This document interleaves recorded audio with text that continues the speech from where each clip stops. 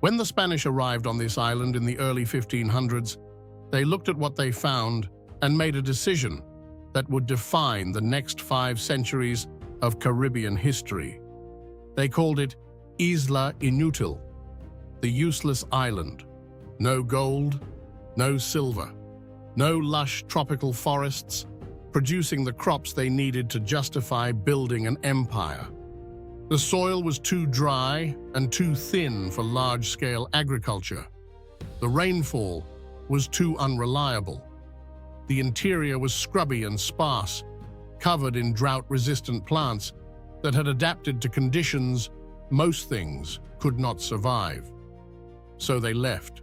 They took the indigenous Caquetio people who had lived here for thousands of years, forcibly transported them to work in Spanish mines on the mainland, and sailed away from an island they had decided was worth nothing. The Dutch looked at the same island and saw something entirely different. Not soil, not gold, a harbor. Sint Anna Bay, on the island's southern coast, opens into one of the finest natural deep-water anchorages in the entire Caribbean. Ships of any size could enter and shelter safely. The bay was protected from the worst Atlantic weather. The location, sitting just 65 kilometers off the coast of South America, close enough to see the Venezuelan coastline on a clear day, placed it directly on the most important maritime routes connecting the Caribbean to the Americas and to Europe. In 1634, the Dutch West India Company took the island by force from the Spanish garrison that had been left behind, almost as an afterthought, to maintain nominal possession of a territory no one had bothered to actually develop. The Spanish surrendered. The Dutch began building. What they built, on an island the Spanish had dismissed as useless, became one of the most important trading hubs in the entire Atlantic world. A city whose historic center is now a UNESCO World Heritage Site. A culture that blends African, European, and Latin American influences into something that exists nowhere else on Earth. A language, Papiamentu, that developed from the collision of at least 6 different linguistic traditions and is now spoken by nearly every person on the island. And a past, honest, complex, and impossible to separate from the beauty of the colorful buildings that stand above it, that this island has spent centuries slowly learning to look at directly. This is Curaçao, the island no one wanted, that became a place unlike anywhere else on Earth.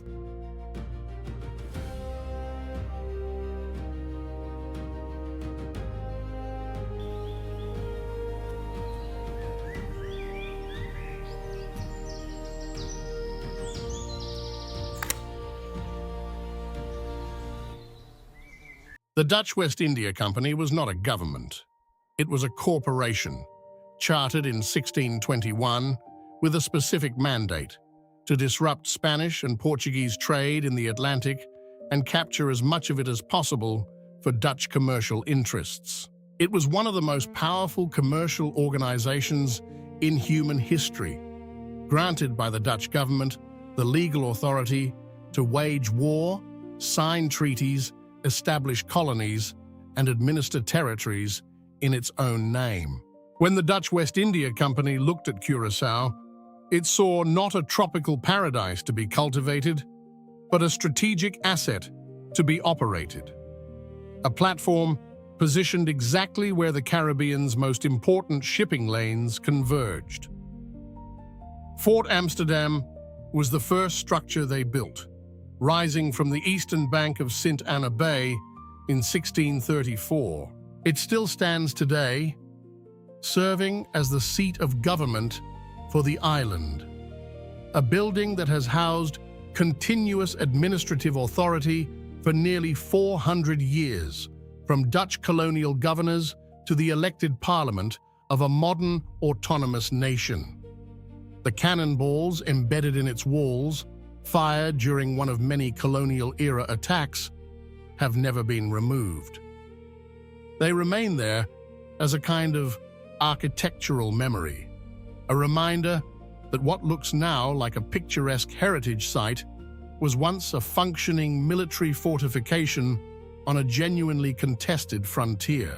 The town that grew around Fort Amsterdam was called Willemstad, named for William II of Orange, and it developed in a way that reflected both the Dutch commercial instinct and the specific conditions of this tropical island. Early buildings followed Dutch urban design closely. Narrow facades, high ceilings, the kind of architecture that had evolved over centuries for a northern European climate and was being transplanted with necessary adaptations to the edge of the tropics. In 1817, something happened that became one of the most distinctive features of Willemstad's visual identity. White lime-finished exterior walls were prohibited by official decree. The stated reason was practical. The intense tropical sun reflected off white walls created glare so severe it caused headaches and eye strain for people working and moving through the streets. Whatever the true motivation, the result was that building owners across the city began painting their facades in the rich, warm colors: terracotta, ochre, deep blue, forest green, soft yellow, that visitors still see today. Willemstad today consists of 4 distinct historic districts, each developing in a different era and each carrying its own architectural character. Punda, the oldest, on the eastern bank, the original colonial heart, still bounded by remnants of the old fort walls. Outrabanda, the name means the other side in Papiamentu. On the western bank, more spacious, more openly Caribbean in character, its streets lined with buildings that grew larger and more confident as the city expanded beyond the original fortifications. Charlou and Pietermai, both dating from the 18th century, each reflecting the tastes and social distinctions of a community that was growing more complex, more diverse, and more deeply entangled with every major current of Atlantic history. Connecting Punda and Outrabanda across St. Anna Bay is the Queen Emma Bridge, one of the oldest operational pontoon bridges in the world, supported by 16 wooden pontoons and 2 electric motors. Twice every hour, a siren sounds across the waterfront. The bridge swings open on its hinges to allow passing ships through, and the pedestrians crossing it, and there are always pedestrians crossing it, step aside and wait. It is a piece of living infrastructure so old and so embedded in daily life that locals call it the swinging old lady, affectionately, the way you name something that has been part of your neighborhood for your entire lifetime and your parents' lifetime before that. The harbor that the Dutch built their empire around is still the economic engine of Willemstad. The free trade zone that surrounds it is one of the largest in the Western Hemisphere. Cargo moves through Schottergat continuously. The infrastructure that the Dutch West India Company began in 1634 has simply never stopped being useful. But the wealth the harbor generated came at a cost that Curaçao is still accounting for today.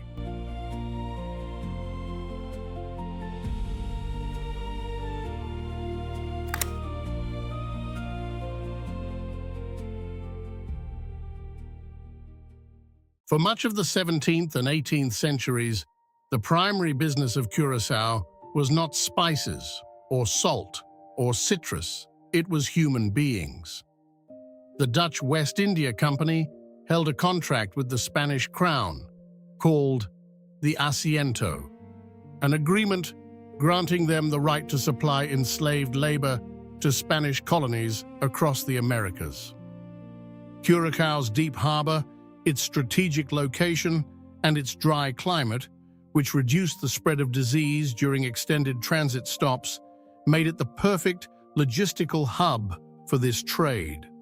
Slave ships completing the Middle Passage from West Africa would arrive at Willemstad first. The people they carried, who had survived weeks at sea in conditions of almost unimaginable brutality, would be disembarked here before being sold and transported onward to their final destinations across the Caribbean and the Americas. The site of the original slave market in Willemstad now houses the Curaçao Museum, one of the few institutions in the Caribbean that confronts this history with genuine directness. It dedicates significant space not only to the history of the trade itself, but to the civilizations, the kingdoms, the art, the political structures of the African peoples who were taken, a deliberate act of rehumanization that refuses to begin the story of enslaved Africans with their enslavement. Their history was far older, far richer, and far more complex than the chapter that the Atlantic trade imposed upon it. By 1651, the Sephardic Jewish community that had settled in Curaçao, arriving from the Netherlands and from Brazil, had established what is now the oldest active Jewish congregation in the Americas. The Mikveh Israel Emmanuel Synagogue in Punda still holds services today. Its floor is covered in white sand, a tradition whose origins are debated among historians. Some connect it to the desert wanderings of ancient Israel, others to the practice of muffling footsteps during times of persecution. Whatever its origin, it has been maintained continuously for more than 3 centuries on this small Caribbean island by a community that arrived here as refugees and built something permanent. The forts that once trained their cannons outward at rival colonial powers also trained them inward. Fort Beaconburg, near Caracas Bay, served not only as a defense against pirates and foreign fleets, but as a checkpoint for monitoring the movement of enslaved people.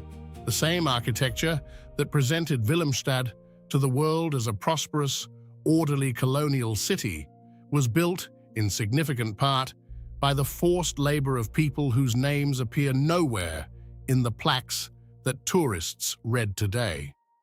In 1795, enslaved people in Curaçao rose up in one of the largest slave rebellions in Caribbean history.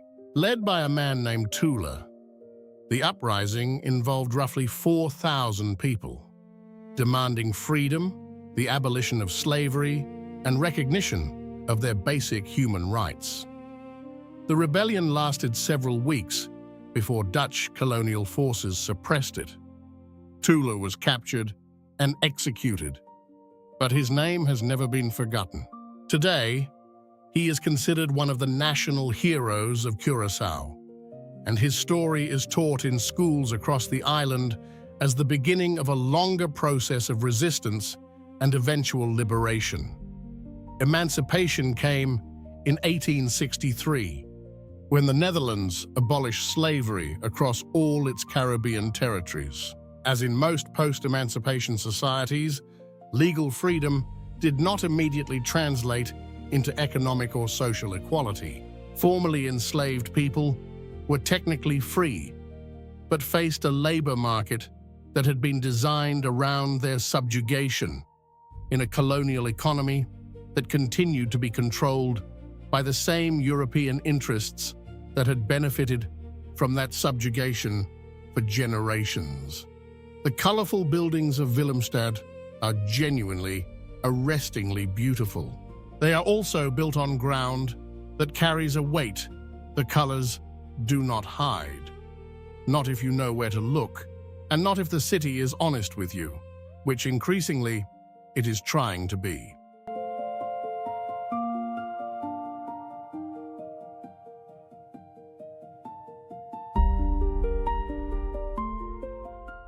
To understand Curaçao, you have to understand Papiamentu.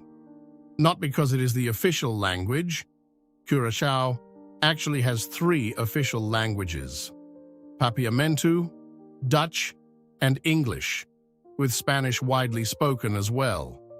But because Papiamentu is the only one of those languages that was made here by the people of this island from the materials that history gave them. Linguists have traced its roots to at least 6 distinct sources. Portuguese, from the traders and Sephardic Jewish settlers who arrived in the early colonial period. Spanish, from the original colonizers and from centuries of trade and interaction with the South American mainland. Dutch, from the colonial administrators and the Dutch West India Company merchants.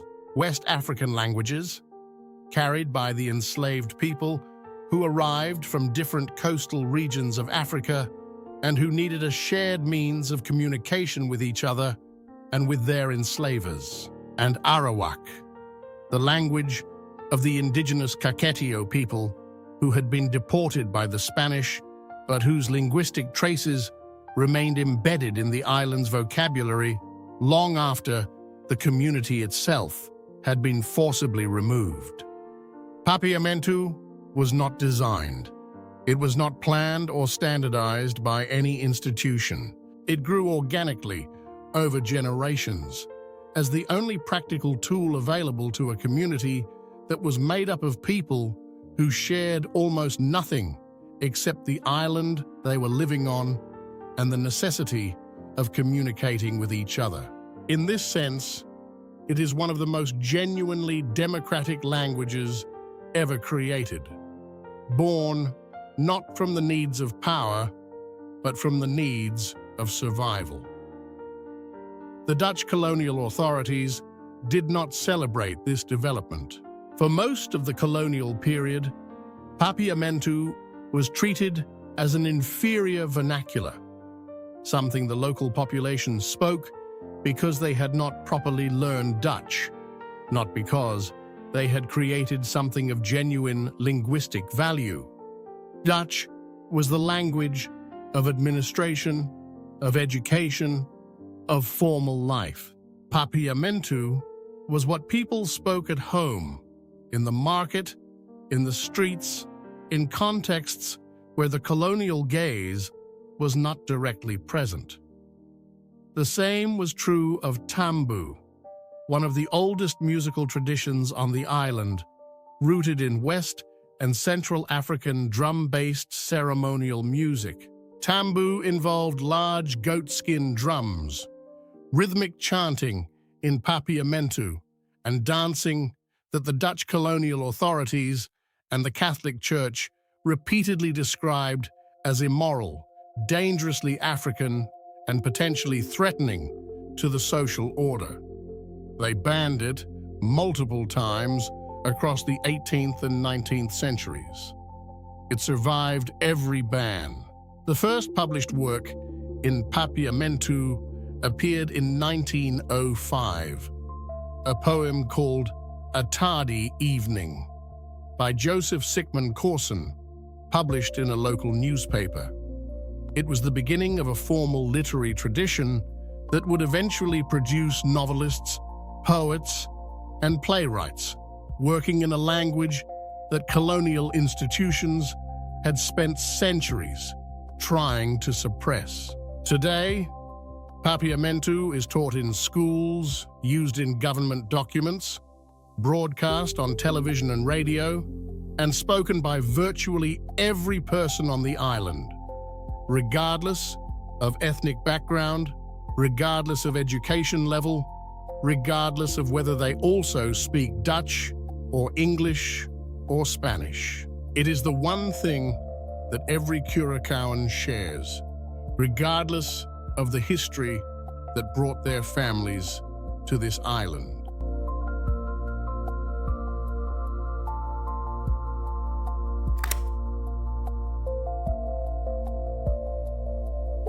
In the early 20th century, something happened beneath the surface of nearby Venezuela that would reshape Curaçao's economy more dramatically than anything since the slave trade. Oil. The vast oil fields discovered in Venezuela's Maracaibo Basin, beginning in the 1910s, needed somewhere to be refined and shipped. Curaçao's deep harbor, its proximity to Venezuela, close enough to see on a clear day, and its existing infrastructure as a major maritime hub made it the obvious choice. The Royal Dutch Shell Company built a refinery on the island that, at its peak, was one of the largest in the world. By the 1940s, Curaçao's economy had been transformed from a trading post operating on the margins of global commerce to a critical node in the global petroleum infrastructure. The refinery brought prosperity. It also brought inequality that was impossible to ignore. The well-paying technical and management positions at Shell were overwhelmingly held by Dutch and European expatriates. Afro-Curaçaoan workers performed the most physically demanding and hazardous labor for wages that reflected the racial hierarchy of the colonial economy rather than the skill and danger of the work itself. On the 30th of May, 1969, workers at the Shell refinery entrance gate went on strike. What began as an organized labor action escalated over the course of a single day into a full civic uprising. Thousands of workers and supporters marched toward the center of Willemstad. When a trade union leader named Wilson Godet was shot by police during the advance, the fury that had been building for decades broke open entirely. Fires were set in the downtown commercial district. The historic core of Willemstad, those beautiful pastel-colored buildings, burned. The Dutch government dispatched Royal Marines from the local military base to restore order. The riots resulted in 2 deaths, hundreds of injuries, and significant property damage. But they also produced something more lasting than destruction. In the aftermath, the Dutch government introduced sweeping reforms, increasing Afro-Curaçaoan representation in political and economic life, raising the formal status of papiamentu, and beginning a long process of constitutional renegotiation that would eventually lead to genuine political autonomy. The date 30 de May in papiamentu, the 30th of May, is now a national holiday. Wilson Godet, the man shot in the street that day, eventually held elected political office. The uprising is not remembered in Curaçao as a failure or as a moment of shame. It is remembered as the day the island's working class demanded to be treated as full human beings in the place they had built with their own hands and change the course of the island's political history in the process. On the 10th of October, 2010, a date the island now calls 10-10-10, the Netherlands Antilles, the administrative structure that had grouped several Dutch Caribbean islands together since the 1950s, was formally dissolved. Curaçao became an autonomous constituent country within the Kingdom of the Netherlands, self-governing in all domestic matters, sharing defense and foreign policy with the Netherlands, but making its own laws, electing its own parliament, and managing its own affairs for the first time in nearly 400 years of continuous European administration.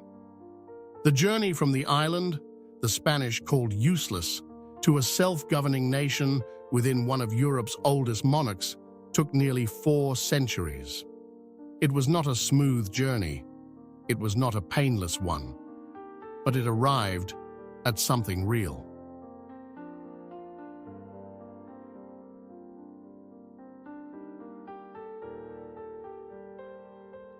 Walk through Willemstad today, and you encounter a city that has not resolved its contradictions so much as learned to carry them openly. Cruise ships dock near the floating market, a collection of Venezuelan fishing boats moored permanently along the Waigat Canal, selling fresh produce that arrives by sea from the South American mainland 65 kilometers away. The vendors have been operating from these same boats for decades, in some cases across multiple generations, maintaining a direct connection between this island and the continent it has always been economically and culturally entangled with. In the narrow streets of Otrobanda, murals cover the walls with a directness that official history rarely manages. A black woman with a crown of flowers stares back from a painted facade near Willemstad, her gaze steady and unyielding. Street art collectives have turned the neighborhood's walls into an ongoing public record, honoring ancestors, critiquing colonial legacies, documenting stories that the plaques on the historic buildings have consistently left out. The buildings were built with the labor of enslaved people, whose names were not recorded. The murals are filling in some of what was deliberately erased. The Kaya Kaya Street Art Festival, held annually in Otrobanda, draws artists from across the Caribbean and beyond, adding new layers to a visual conversation the neighborhood has been having with itself and with its visitors for years. Each year's murals overlap with the previous years, new images speaking to older ones, a city in continuous dialogue with its own past. The economy that supports this city today is no longer primarily the oil refinery, which has gone through various periods of reduced activity as the Venezuelan oil industry it depended on has faced its own crises. Tourism, financial services, and the port's continuing role as a regional maritime hub have become the main pillars. The government has been actively pursuing what it calls an open arms policy, seeking to attract international technology companies and foreign investment to diversify beyond the traditional industries. In terms of living standards, Curaçao ranks strikingly well for the region.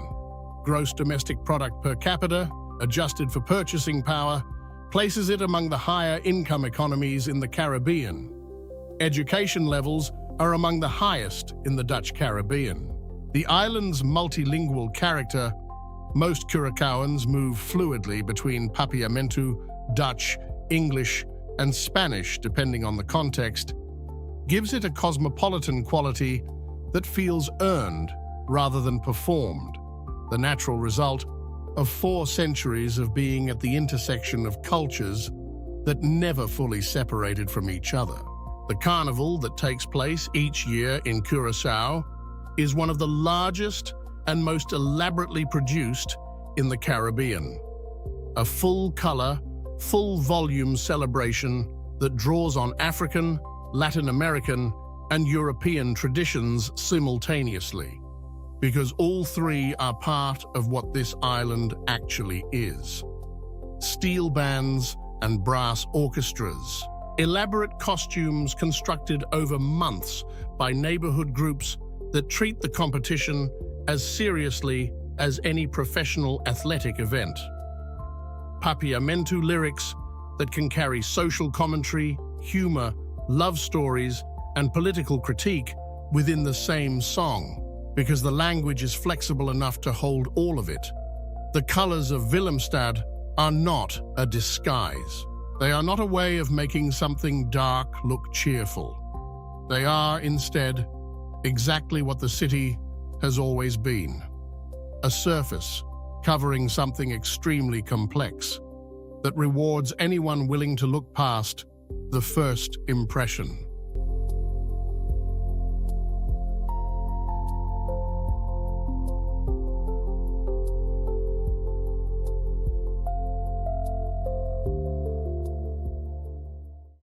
The island the Spanish called useless has been, across 4 centuries, a slave trading hub, a petroleum refinery center, a UNESCO World Heritage Site, a site of civic uprising, and a self-governing nation.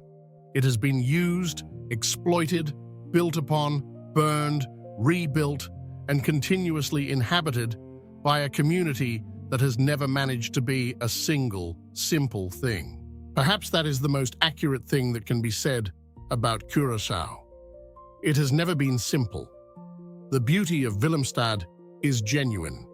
The weight of its history is also genuine. The language its people created is genuinely theirs, built from 6 different linguistic traditions by generations of people who had no other way to speak to each other. The music they were told to stop playing survived every ban because it was not entertainment, it was identity. The synagogue, where Sephardic Jews have held services since 1651, is still there. Its floor still covered in sand, its congregation still gathering in a building that has survived hurricanes, colonial administration, riots, and 400 years of Caribbean weather. Across the bay, the Curaçao Museum stands on the site of the original slave market, making visible what the rest of the city's architecture tends to leave in the background. The Queen Emma Bridge still swings open twice an hour, and people still step aside to let the ships through, and the swinging old lady still carries the daily foot traffic of a city that has been crossing this same bay for centuries.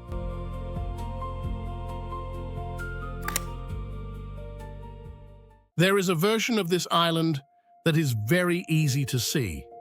The pastel colors, the floating market, the pontoon bridge, the clear water, the carnival.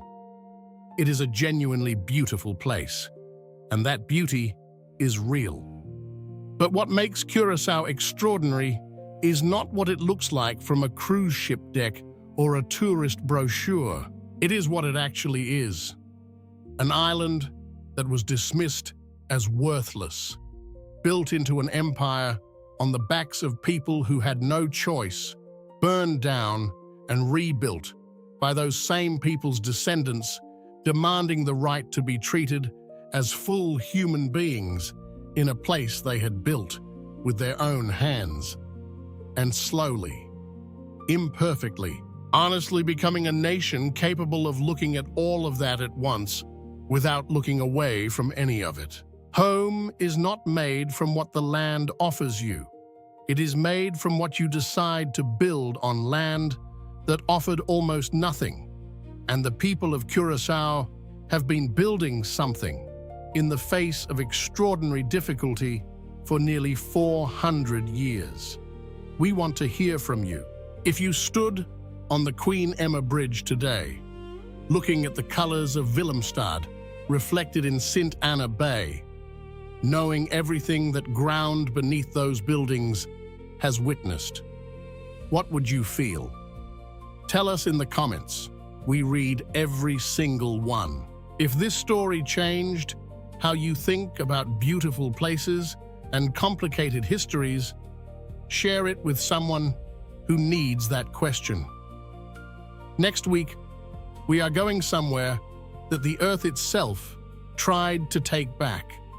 A coastline where the ground has split open twice in living memory, and where a community is choosing, for the second time, to rebuild what it lost. We will be there. We will see you there.